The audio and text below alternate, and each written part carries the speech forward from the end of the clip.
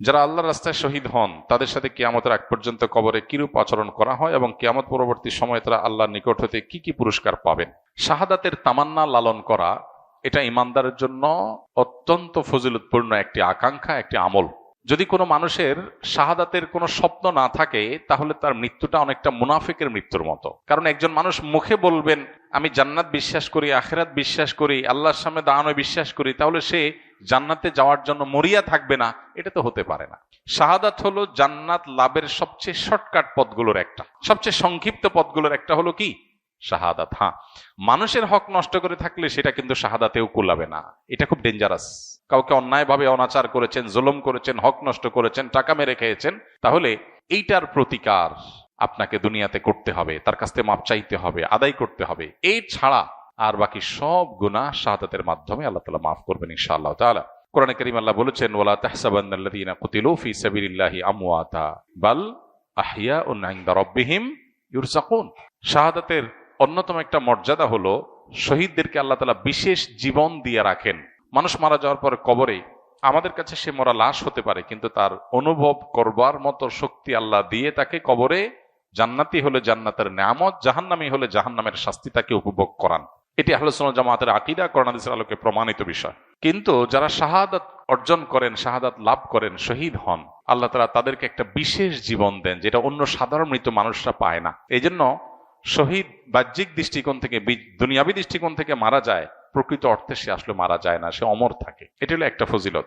আর তারা আল্লাহর কাছ থেকে রিজিক প্রাপ্ত হয়, স্পেশাল রিজিক, যেটা অন্যরা পায় না। শহীদদের আরেকটা মর্যাদার বিষয় হলো কিয়ামতের ময়দানে শহীদরা যারা যে অবস্থা শহীদ হয়েছেন ওই অবস্থা তার শরীরে সে রক্ত নিয়ে, সে শাহাদাতের লেবাস নিয়ে সে অবস্থা সে উঠবে, সবাই দেখলে বুঝবে এই লোক মহান শহীদ, মর্যাদাবান আল্লাহর কাছে, এবং অন্যদের কাছে তার মর্যাদা ফুটে উঠবে, প্রমাণিত হবে। আল্লাহ কোরআনে কারিমে বলেছেন ইন্নাল্লাহা আশতারা মিনাল মুমিনিনা আনফুসাহুম ওয়া আমওয়ালাহুম বিআন্না লাহুমুল জান্নাহ। কেউ যদি তার জীবন সম্পদ সব আল্লাহর রাহে কোরবান করে দেয় তাহলে তার বিনিময় হলো শুধু জান্নাত, তার বিনিময় শুধু কি জান্নাত। শহীদের আরেকটা বড় মর্যাদার বিষয় হলো আল্লাহ তাআলা কোরআনে কারিমে আল্লাহর নেয়ামত প্রাপ্ত মানুষের যে তালিকা উল্লেখ করেছেন সেই তালিকার সবচেয়ে শীর্ষে হলেন নবী রাসূলগণ, আল্লাহর নবীগণ, রাসূলগণ। এরপরে আল্লাহ উল্লেখ করেছেন সিদ্দিকগণ, যারা নবী রাসূলদের সহযোগী সহচরের ভূমিকা অবতীর্ণ হয়েছেন, যারা পরম সত্যবাদিতার পরিচয় দিয়েছেন, ভেতর বাহির এক পিওর মুসলমান। সিদ্দিক ইমানদারদের সর্বোচ্চ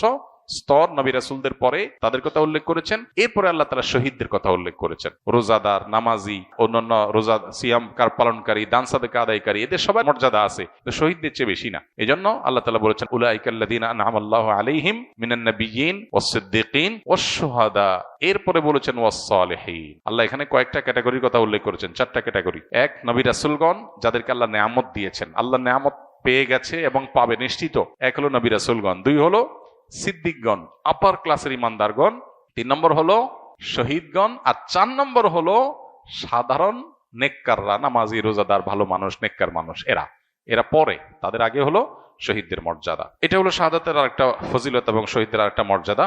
আর এর বাইরে হাদিসে এও আছে যে কোনো ব্যক্তি যখন শাহাদাত এটা তাকে আল্লাহ তাআলা দান করেন, তখন সে তার একজন সায়েম, একজন কায়েম, রোজাদার ব্যক্তি, একজন নামাজি ব্যক্তি যে সওয়াব পায়, শহীদকে আল্লাহ তাআলা অটোমেটিক সে সওয়াব দান করেন। তো এরকম শাহাদাতের আরো বহু মর্যাদা রয়েছে। আল্লাহ তাআলা আমাদের সবাইকে শাহাদাতের তামান্না, আকাঙ্ক্ষা, স্বপ্ন অন্তরে লালন করার তৌফিক দান করুন। আল্লাহর সন্তুষ্টির আশায় আমাদের সবসময় শাহাদাতের তামান্না যেমন লালন করতে হবে এবং শাহাদাতের জন্য সিরিয়াসলি প্রত্যাশীও হতে হবে। আল্লাহ আমাদের সবাইকে সেই তৌফিক দান করুন। কোন দল বা ব্যক্তি অপকর্মের গুনাহের ভাগ সেই দল বা ব্যক্তির সমর্থনকারী ব্যক্তির উপর বর্তাবে কিনা জানতে চাই। কোন ব্যক্তি যদি কোনো দলের অন্ধ অনুকরণ করে, এমনকি দল যদি অন্যায় অনাচার করলেও সে সেটা সমর্থন দেয়, অথবা সে জানে কাউকে সমর্থন করলে সে দিন শেষে তার নিজের টিকে থাকার প্রয়োজনে, তার ক্ষমতা রক্ষার প্রয়োজনে সে হয়তো খুন করবে, হয়তো অন্যায় করবে, হয়তো অনাচার করবে, এগুলো জেনে শুনেও যদি কে তাকে সমর্থন করে, অবশ্যই তার গুনাহের দায়ভার তাকেও বহন করতে হবে। কারণ নবী করিম সাল্লাল্লাহু আলাইহি সাল্লামের বহু হাদিস রয়েছে এই বিষয়ে। কোরআনে কারিমে আল্লাহ বলেছেন ওয়ালা তাআওয়ানু আলাল ইসমি ওয়াল উদওয়ান, পাপ সীমা লঙ্ঘনের কাজে তুমি সাহায্যকারীর ভূমিকায় যেও না, সাহায্যকারী হইও না। কেউ একজন অন্যায় করছে, তুমি তার সাহায্যকারীর ভূমিকায় চলে গেলে, তুমি তার সহযোগীর ভূমিকায় চলে গেলে, এটা অন্যায়, এটা অনাচার। তো জন্য এই বিষয়গুলো থেকে আমাদের বেঁচে থাকার সর্বোচ্চ চেষ্টা করতে হবে। আল্লাহ আমাদের সবাইকে সেই তৌফিক দান করুন। আমি হয়তো মনে করছি আমি একটা দলকে সাপোর্ট করলাম বা একজন ব্যক্তিকে, একজন নেতাকে সাপোর্ট করলাম, এতে কি আর হবে?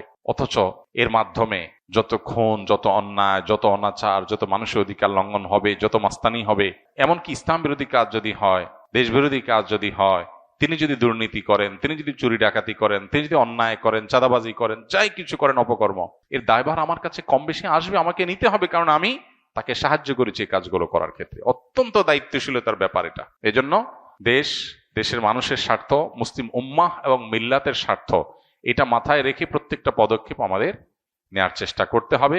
আমাদের নেতৃবৃন্দকেও আমরা দোয়া করি আল্লাহ তাআলা তাদেরকে আমাদের দেশের কল্যাণে, মানুষের কল্যাণে, মুসলিম উম্মাহর কল্যাণে কাজ করার তৌফিক দান করুন। মানুষের চাহিদা, মানুষের চাওয়া, পালস বুঝে যেন তারা চলতে পারেন। তারা যেন ভিনদেশীদের চেহারার দিকে তাকায় না চলতে হয়। তারা যেন মানুষের চাওয়া অনুযায়ী বা মানুষের মনের যে আকাঙ্ক্ষা, ধর্মপ্রাণ মানুষের মনের আকাঙ্ক্ষাকে যেন তারা বাস্তবায়ন করতে পারেন। আল্লাহ তাদেরকে সেই তৌফিক দান করুন।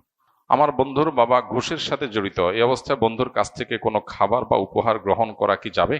যেহেতু বর্তমানে আমার ছাত্র এবং নিজেদের অর্থ উপার্জনের সক্ষমতা নেই, আমরা ছাত্র এবং নিজেদের অর্থ উপার্জনের কোনো সক্ষমতা নেই।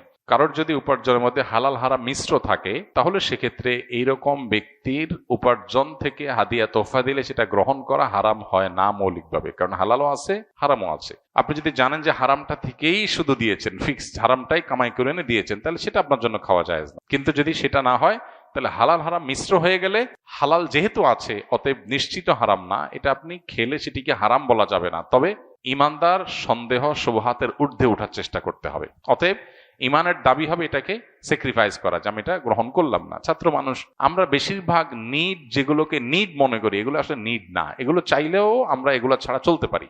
বেশিরভাগ প্রয়োজন এরকম। সাহাবা ইকরামের জিন্দেগি দেখেন, একটা বা দুইটা খেজুর খেয়েছেন, বাস একবেলা ডিনার বা লাঞ্চ হয়ে গেছে। জীবন কত ইজি ছিল। আমরা জীবনটা কেমন কঠিন বানায় ফেলছি।